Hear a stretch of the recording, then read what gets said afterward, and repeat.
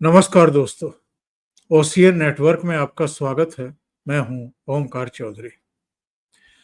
देखिए, एक क्रम है।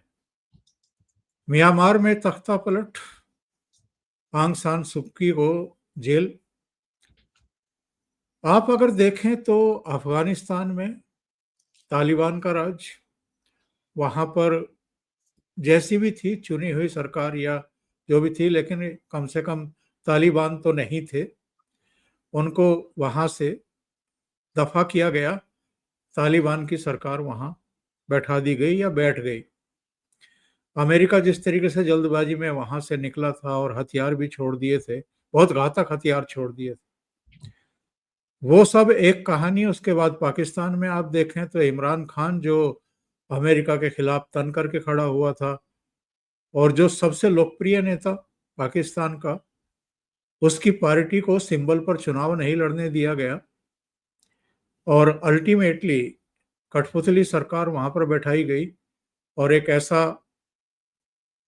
आर्मी चीफ जिसने वॉर हारने के बाद अपने को फील्ड मार्शल घोषित कर दिया। श्रीलंका, वहां भी राजपक्षे के खिलाफ विद्रोह हुआ। इसके बाद इस क्रम में बांग्लादेश आ जाइए। शेख हसीना की सरकार का तख्ता पिछले साल 5 अगस्त को पलटा गया। और अब नेपाल, हम धू धू करके जलते हुए देख रहे हैं। और अभी मैं शो में बैठ रहा था तो उससे पहले फ्रांस से कुछ खबरें आ रही थी। तो ये एक क्रम है। इस क्रम के पीछे एक्चुअल में है कौन और इसके पीछे के हेतु क्या हैं, ये जरा जानने की कोशिश करते हैं। और जरा ये भी जानेंगे कि हमारे यहाँ कुछ बौने किस्म के लोग, जब जब भारत के आसपास देशों में इस तरह की हिंसा होती है, यो नौजवान सड़कों पर उतरते हैं, आगजनी करते हैं, तो ये तालियां क्यों पीटने लगते हैं, उछलने क्यों लगते हैं। तो मेरे साथ जुड़ रहे हैं जियो पॉलिटिकल मामलों के बहुत ही महीन जानकार और आपके सुपरिचित आदि अचिंत साहब। उन्हीं से जुड़ करके चर्चा को आगे बढ़ाएंगे। आदि जी, बहुत स्वागत है। नमस्कार। नमस्कार सर। आदि जी, जितनी घटनाएं मैंने गिनाई है, म्यांमार से लेकर के पाकिस्तान, अफगानिस्तान, श्रीलंका, बांग्लादेश, नेपाल, इनमें कोई समरूपता है क्या? इनमें कोई कड़ी है क्या जो जोड़ती है आपस में? कड़ी तो सब सामने दिखती है आपको। देखिए सर, ये मेरा मानना थोड़ा डिफरेंट है इसको लेके कि ये जो पूरा गेम खेला गया है, ये नेपाल में कम्युनिज्म और इनको थोड़ा साइड करने के लिए, चाइना का इन्फ्लुएंस साइड करने के लिए है। बट मेरे हिसाब से आपको भी सराउंड करने के लिए है, क्योंकि देखिए अमेरिका का जो भी एक चैलेंजर होता है या जो भी उसको जिससे भी थ्रेट होता है, उसके आस-पास वो आग लगा के रखता है। आप रशिया को देखिए, नॉर्थ से देखिए सर, फ़िनलैंड, पोलैंड, उसके बाद नीचे नीचे आइए यूक्रेन, यूक्रेन के बाद रोमानिया, बल्गेरिया, उसके बाद आप इस तरफ आ जाइए, ब्लैक सी पूरा उनका कंटेस्टेड है। इधर पे अज़रबैजान, आर्मेनिया का झगड़ा है, सर्बिया, कोसोवो का झगड़ा है।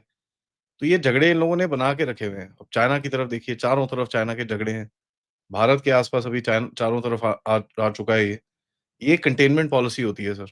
उनको फ़र्क नहीं पड़ता नेपाल में कितने लोग मरते हैं, कितने जीते हैं, बट ये कंटेनमेंट पॉलिसी है, जहाँ पर आपको आपकी जगह में रखने की कोशिश की जाएगी कि आप बाहर ना निकल सको वहाँ से।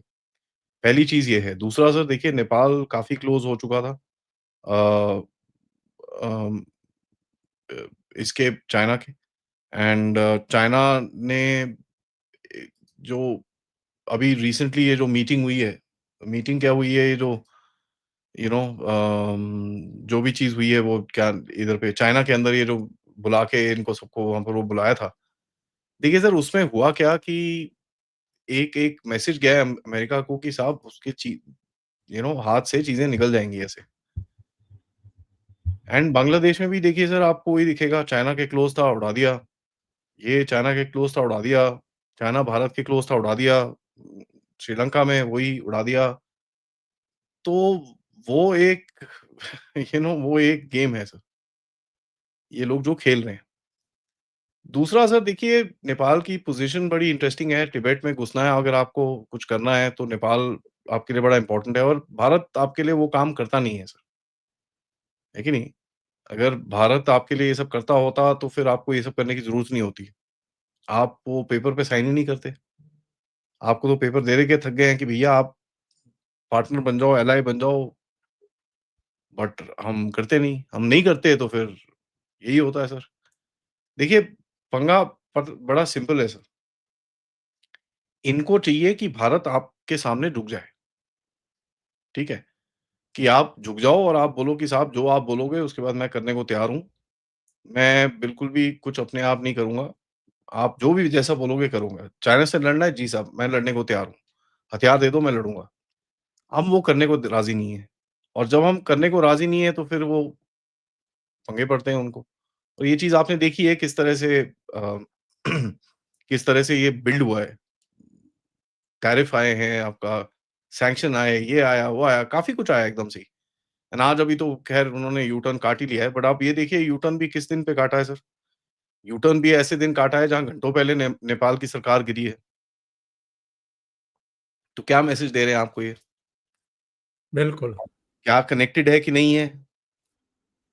ठीक है, हम लोग उसके ऊपर काफ़ी हम लोग एनालिसिस कर सकते हैं, हम लोग उसके ऊपर डिबेट कर सकते हैं। बट आप देख लीजिए आपके सामने सिग्नल है, बड़ा क्लियर है। आपके अंदर कर नहीं पा रहे, तो आपके आस-पास करेंगे सर। 2 सवाल हैं, एक तो ये कि क्या भारत में कर सकते हैं? क्या भारत में कामयाब हो सकता है? दूसरी बात ये है कि ये जो जमूरे तालियाँ बजाने लगते हैं, श्रीलंका में कुछ होता है, बांग्लादेश में कुछ होता है, नेपाल में कुछ होता है, ये वो सब लोग हैं जो भले ही राहुल गांधी के कट्टर समर्थक ना हो, लेकिन जिनकी गर्भनाल काटी है मोदी जी ने आकर के, जो दलाली करते थे, जो सौदेबाजी करते थे, जो भ्रष्टाचारी थे, कई तरह के रोगों से ग्रस्त थे, ये वो सब अब इकट्ठा हो रहे हैं। देखिए सर, इनको तो कुछ भी दिखता है तो इनको ऐसा लगता है बस मोदी गया। उसके बिना इनका खाना नहीं हजम होता तो क्या कर सकता है सर कोई? ठीक है, अब मोदी गया, मोदी गया, मोदी गया, मोदी गया।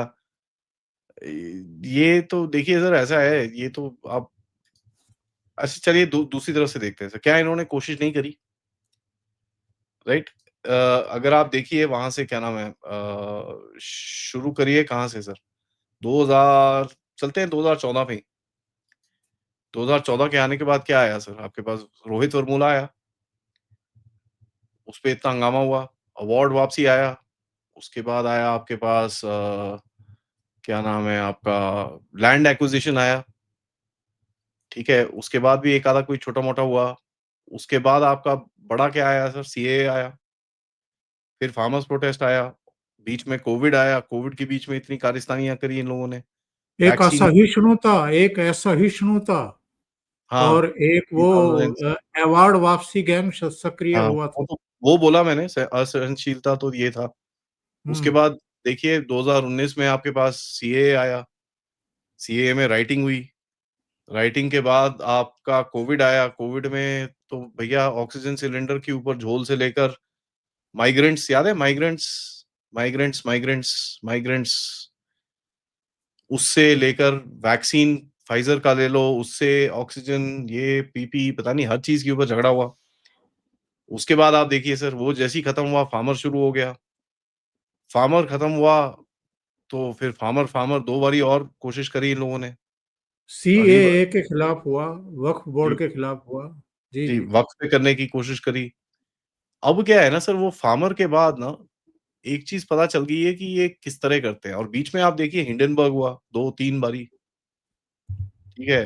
कभी बीबीसी कोई डॉक्यूमेंट्री बना रही थी, कभी ये हो रहा था जी, कभी वो हो रहा था जी। और ऑल्दो मैं संजय दत्त से बात कर रहा था, वो मानते नहीं है मेरी बात कि 2024 का इलेक्शन में भी काफ़ी इंटरफेरेंस हुआ है।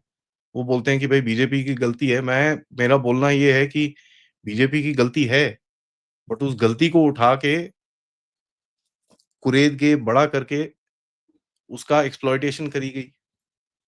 तो कहाँ नहीं हुआ सर हमारे साथ ये? यहाँ पर पंगा क्या है सर? यहाँ पर लोग बड़े डिफरेंट हैं। नेपाल में क्या है सर, करप्शन अगर आप बोलते हो तो करप्शन एक चीज़ है, पूरे देश में। अब यहाँ पर करप्शन भी ऐसी चीज़ नहीं है। करप्शन थी 2021 में जब वो पूरा हंगामा हुआ था। तो अभी मुझे कोई ऐसा टॉपिक दिखता नहीं है जिसमें पूरे देश को ये हिला सके। ख़ैर, मैं ये बोल के ये भी बोलूँगा कि ये जो वोटर वाला था, वो तो पूरा देश हिलाने वाला ही था।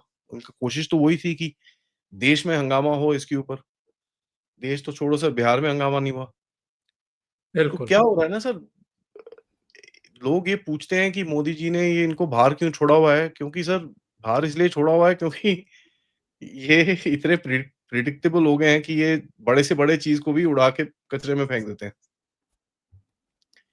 तो आप देखिए हमारे साथ तो हुआ है सर ये। अब थोड़ा हिस्ट्री में जाते हैं सर। अगर आपको अगर मैं 2-3 मिनट ले सकूँ आपसे। जी हाँ, जी हाँ, बिल्कुल।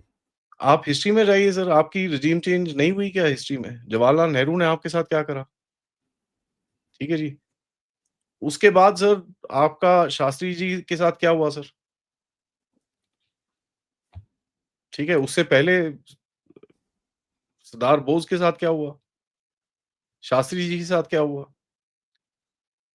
इंदिरा गांधी के जिन ने जो करा, जो जेपी मूवमेंट आई और जेपी मूवमेंट ने इंदिरा गांधी को निकाल के फेंका, वो भी तो तख्ता पलट ही था। अच्छा था, लेकिन तख्ता पलट ही था ना at the end of it. Rajiv Gandhi के साथ क्या हुआ सर? उसके बाद अटल बिहारी वाजपेयी के साथ क्या हुआ? तो ये चीज़ें हमको पता होनी चाहिए सर, ये हमारे साथ हुई हैं। ओनली थिंग इज़ उस टाइम पे हम इतना ध्यान नहीं देते थे इन चीज़ों पे। आज थोड़े सेंसिटिव हो रखे हैं। आज थोड़ा हमें अवेयरनेस है, हम लोग एक राष्ट्रवादी थोड़े जो एक तिथि है वो थोड़ी ज़्यादा हो रखी है, लोग गुस्सा हो जाते हैं। और वो गुस्से से होता क्या है कि सर ये जो बेवकूफ़ी होती है ना वो कर नहीं पाते ये लोग। क्योंकि जो एक एक देश के अंदर एक अंडरस्टैंडिंग है कि यार हम एक राष्ट्रवादी देश हैं और हमारे पीछे हमारे दुश्मन हैं।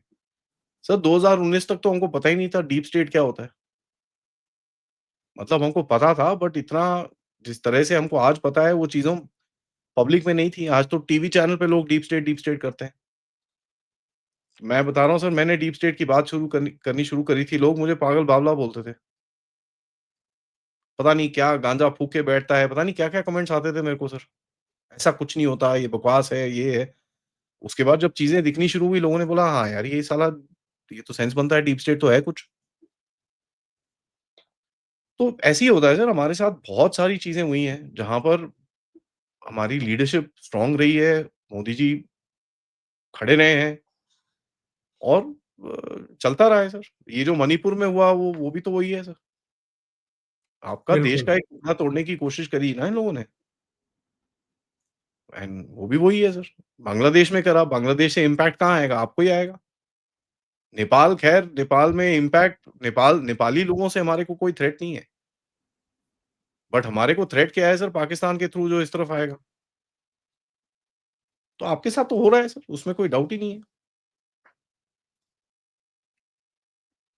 सवाल ये है कि ये गंदा खेल, डर्टी गेम कब तक चलेगा?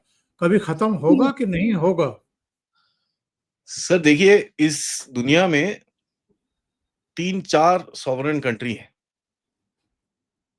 ठीक है सर? एक है अमेरिका, एक है रशिया, एक है भारत और एक है चाइना, ठीक है सर? इसके अलावा कोई सॉवरेन कंट्री नहीं है, जो अपने डिसीजंस अपने आप लेता हो पूरी तरह से। बहुत कोई नहीं है। आप मुझे बता दीजिए कहीं आपको दिखता हो तो। फ्रांस चलिए मान लेते हैं थोड़ी-सी इंडिपेंडेंस वो दिखाता है नहीं? कुछ-कुछ हैं, ब्राज़ील ने थोड़ी-सी रीढ़ दिखाई है। सर वो टेम्परेरी है ना, कितना टाइम खड़ा रहेगा? वो भी देखना है ना सर। प्लस इकोनॉमिक पावर नहीं है आपके पास, वो एक बहुत मायने रखती है। तो आपको ये देखने को मिलेगा सर, ये चलता रहेगा जब तक आप एक रिकॉग्नाइज्ड स्ट्रेंथेन्ड पावर नहीं होगे और उसके बाद भी चलेगा। सर रशिया के पास इस टाइम पे 6,500 न्यूक्लियर वेपन्स है। साढ़े 5,000 या 6,500 न्यूक्लियर वेपन्स है, फ़र्क नहीं पड़ता। सबसे 1000 ऊपर ज़्यादा नीचे। उसी के पास। जी। एक टाइम पे सर रशिया के पास 34,000 न्यूक्लियर वेपन थे। एंड हाईएस्ट पॉइंट पे रशिया के पास 44,000 न्यूक्लियर वेपन थे। 44,000। आज उसके पास सबसे ज़्यादा है। फिर भी पुतिन को गिराने की कोशिश कर रहे हैं सर। तो ये तो सर जब तक जो डीप स्टेट है, उसकी अंडरस्टैंडिंग जब तक चेंज नहीं होती, तब तक ये चलेगा सर। इसमें कोई डाउट नहीं है। और यहाँ पर एक चीज़ समझ में हमको और आनी चाहिए कि जो एक अमेरिकन एक्सक्लूसिविटी बोलते हैं कि भैया मैं ही मैं हूँ तो और कोई नहीं है। जब तक वो उनके इनके दिमागों से नहीं हटता कि भैया हम अब उस पोज़ीशन में नहीं हैं, इन चीज़ों को करने के लिए, तब तक ये चलेगा सर। और ये ज़्यादा टाइम नहीं है, 3, 4, 5 साल और है। बट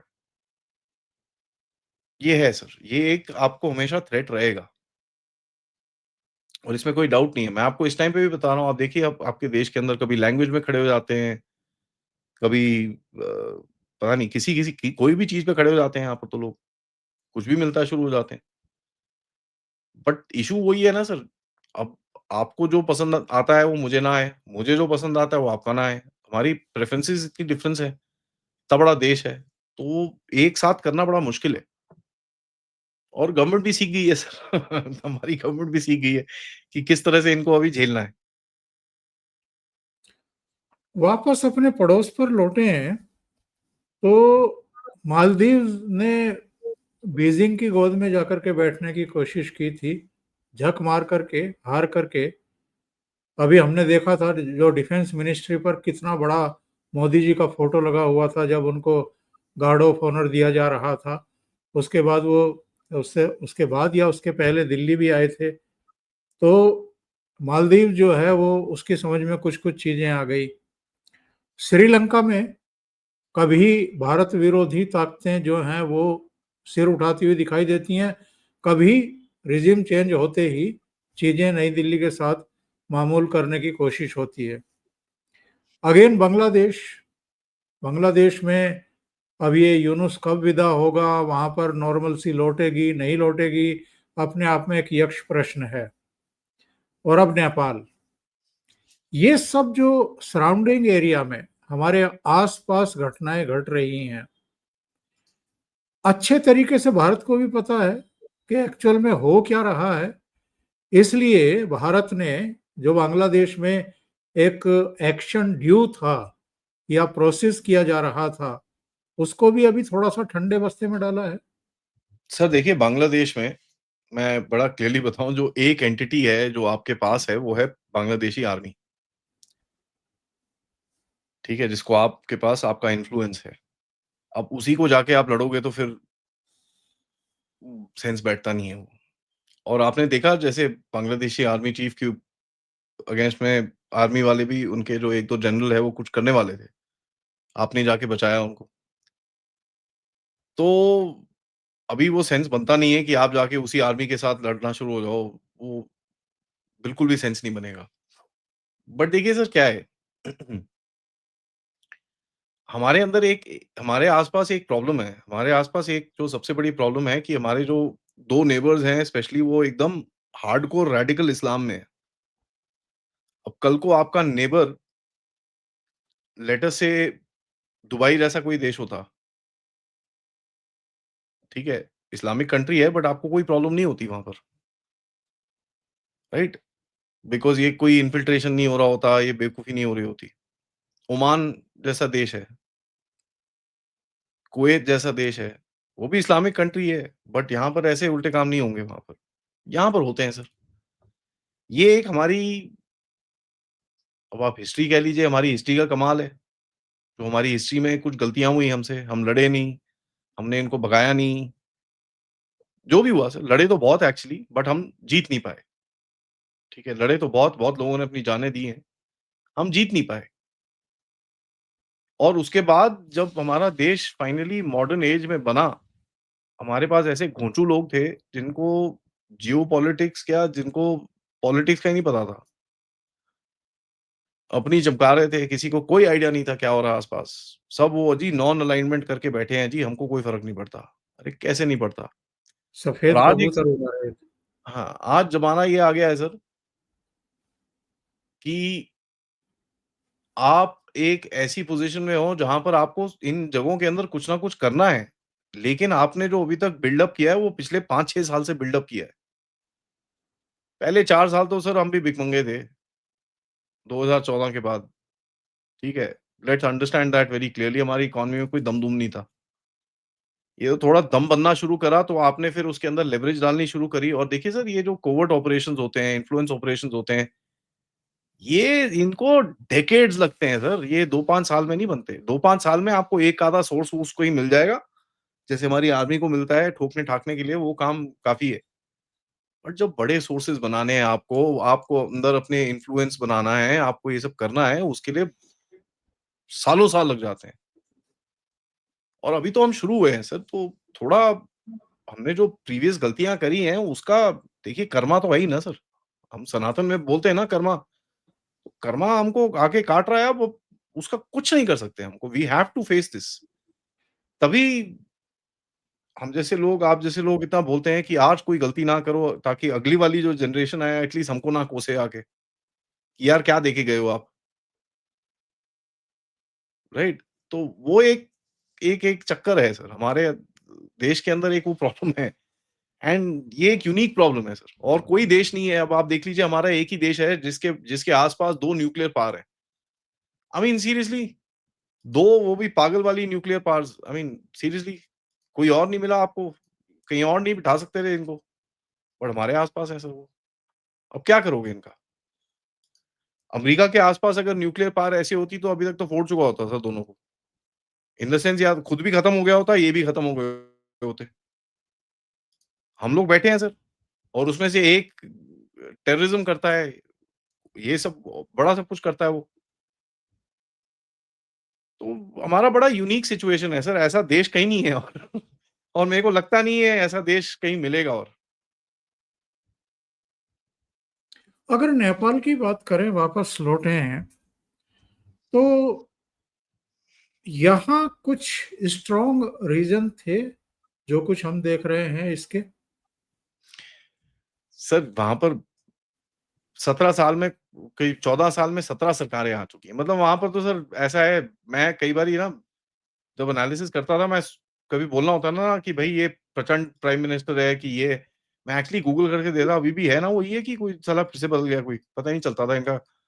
कभी ओली आ जाता है, ओली कोई 5 सर जब से मैंने चैनल खोला है ओली तीसरी बार ही आया है, दूसरी या तीसरी बार ही आया है as the prime minister. Yes. वही 3 पार्टियाँ हैं, वही 3 झगड़े करती हैं, वही 3 फिर साथ में बैठ जाती हैं, वही 3 आई मीन ये तो सर कैसे चलेगा ऐसे? तो ये एक फ्रस्ट्रेशन तो बहुत है नेपालियों के अंदर, नेपाली लोगों के अंदर कि यार ये कैसे है? ये तो हमारा तो मज़ाक बना रखा है। ऊपर से सर डेवलपमेंट नाम की कोई चीज़ नहीं हुई। अब ऑब्वियसली सर एक प्राइम मिनिस्टर आएगा आपका करीब 4 महीने के लिए, 5 महीने के लिए, क्या आपको डेवलपमेंट देगा वो? तो इनके अंदर कभी भी वो चीज़ हुई नहीं। उससे पहले राजा का शासन था, राजा राजा भी सर आई मीन देख लीजिए राजा भी काफ़ी करप्ट था, काफ़ी उल्टे काम वहाँ पर उस टाइम पे भी होते थे। तो अब वो भी है कि यार उसके पास जाएँ कि इनके पास ही रहें कि किसी नए को लेके आएँ, इनको पता नहीं चल रहा अभी। और वहाँ पर एक चीज़ मैंने देखी है सर कि सिविल सोसाइटी ये पूरा बच्चों ने करा है, यंगस्टर्स ने करा है। वहाँ की पूरी इंटेलिजेंसिया, इंटेलेक्चुअल्स, जर्नलिस्ट्स, कमेंटेटर्स कोई नहीं आया बाहर। यार कोई तो कुछ बोल दो, बच्चे हैं, आपके ही बच्चे हैं, उनको थोड़ा गाइड करो, कैसे करना है क्या? कोई नहीं आ रहा सर। एक बस वो जज आई है, एक सुप्रीम कोर्ट की जज है सुशीला कर्की करके, वो ही आई है बाहर, बाकी और कोई आया नहीं।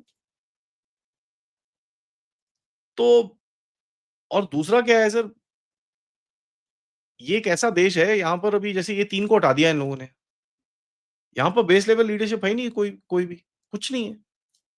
अब वो एक मेयर है, उसको पकड़ रहे हैं, उसका अमेरिका के साथ कनेक्शन है, वो टट्टू है। अब हम लोगों ने बोलना शुरू करा यार ये टट्टू है, वहाँ पर भी लोगों ने बोलना शुरू करा टट्टू है, अब तो खुले में बोल रहे हैं यार ये टट्टू है, इसको क्यों ले रहे हो? बट जो चेंज लाने की, जो डेमोक्रेटाइज़ करने के लिए इन लोगों ने ये चीज़ करी है वो तो हो नहीं रही सर, क्योंकि जो डिस्कशन चल रही है वो तो कमरे के बंद चल रही है। आर्मी के साथ जो अभी नेगोशिएशन चल रही है वो तो कमरे के अंदर चल रही है, किसी को पता ही नहीं है हो क्या रहा है। तो फिर क्या हुआ ये? एंड यही चीज़ एक इन लोगों को समझ में नहीं आ रहा सर कि देखिए एक और मैं आपको चीज़ बताता हूँ यहाँ पर, जो नेपाल के अंदर पंगा है कि अपॉर्च्युनिटी है ही नहीं, ठीक है सर? अपॉर्च्युनिटी नाम की एक्सेप्ट टूरिज़्म आपके पास क्या है? और इस टाइम पे अगर आप देखोगे टूरिज़्म भी कौन जाएगा सर अभी इस टाइम पे नेपाल? बिल्कुल। जी, तो आप टूरिज़्म तो जा रहे हो, ठीक है, आपने ये कर दिया, वो कर दिया, अब आपका कुछ धंधा नहीं है, वैसे भी आपकी हालत खराब है। ऊपर से आप चाइना और अमेरिका और भारत के बीच में गेम खेलने की सोचते हो। सर ऐसी देशों को जिसमें जो छोटे देश होते हैं and with all due respects मैं ये नहीं बोल रहा कि छोटा देश खराब देश हो, विद ऑल ड्यू रिस्पेक्ट्स इनको ना थोड़ा रियलिस्टिक होना पड़ेगा ज़िंदगी के अंदर। ये 2 वोट के अंदर अपने दोनों पैर डाल के नहीं खेल सकते। सो आई डोंट नो ये इन लोगों ने बस बड़ा क्लियरली देखा है कि साहब हम तो दोनों तरफ खेलेंगे, हम तो चाइना में भी खेलेंगे, हम तो भारत को भी खेलेंगे, हम अमेरिका के साथ भी डांस करेंगे। तो सर जब आप ऐसे काम करोगे फिर आपको पता होना चाहिए ना किस किस जगह पे पंगे ले रहे हो और आपके साथ क्या होगा फिर? तो ठीक है अभी दिखेगा इनको और जिस तरह से इनकी सोसाइटी है सर, बड़ा जोश है अभी। बट एक चीज़ मैं बोलूँगा सर अ, बांग्लादेशियों को अभी तक समझ में नहीं आया कि इनके साथ हुआ क्या है, ठीक है? बांग्लादेशियों को नहीं समझ में आया ये। नेपालियों को समझ में आ गया यार ये कुछ गड़बड़ हो गई है। सो ये एक एक बड़ी इंटरेस्टिंग चीज़ है सर। देखते हैं अभी तो सर बहुत नया है। टॉप लेवल पर बैठे हुए लोगों को सीधे निशाना बनाया जा रहा है। इमरान खान, आंग सान सू की, हामिद करजई, राजपक्षे, शेख हसीना, ओली, सीधे उनको निशाना बनाया जा रहा है। उनको भागने के लिए मजबूर किया जा रहा है या जेलों में ठूंसा जा रहा है। तो ये जो टेंडेंसी है, और हमारे यहाँ भी एक टी शर्ट और कंधे पर बैग लेकर के घूमने वाला आदमी है, वो शायद अभी हाइड्रोजन बम तलाश करने के लिए मलेशिया गया था। वो कह रहा था कि हाइड्रोजन बम फूटेगा इस बार। तो यहाँ पे जिस तरीके की लैंग्वेज का इस्तेमाल ये करते हैं, जानबूझ करके ही करते हैं, ताकि जो फ्रस्ट्रेटेड युवा है, या युवा भी नहीं है, जाहिल है, उसको भड़काना, उकसाना शायद उतना आसान है। जहाँ से मैंने शुरुआत की थी, क्या भारत में ये कोशिश करेंगे सीरियसली, जैसा 26 जनवरी 2021 को लाल किले पर किया गया था? उस तरह की हरकत ये लोग करने की कोशिश कर सकते हैं। करेंगे तो सही सर बट होगा नहीं मेरे हिसाब से। करने की तो पूरी कोशिश करेंगे सर, उसमें कोई डाउट नहीं है। इनका देखिए इनको मोदी से इनका चल नहीं रहा। It's just not working. Modi ji इनको कुछ करने ही नहीं देते। ठीक है, अभी देखिए आप भैया हम एसआईआर एसआईआर करेंगे। वो एसआईआर में ऐसा गिरा जाके ऐसा गिरा, खत्म हो गया। तो ये बड़ा एक बड़ी टेढ़ी सी चीज़ है सर। एंड भारत के अंदर एक और चीज़ है कि इस टाइम पे टॉलरेंस नहीं है सर, बिल्कुल टॉलरेंस नहीं है।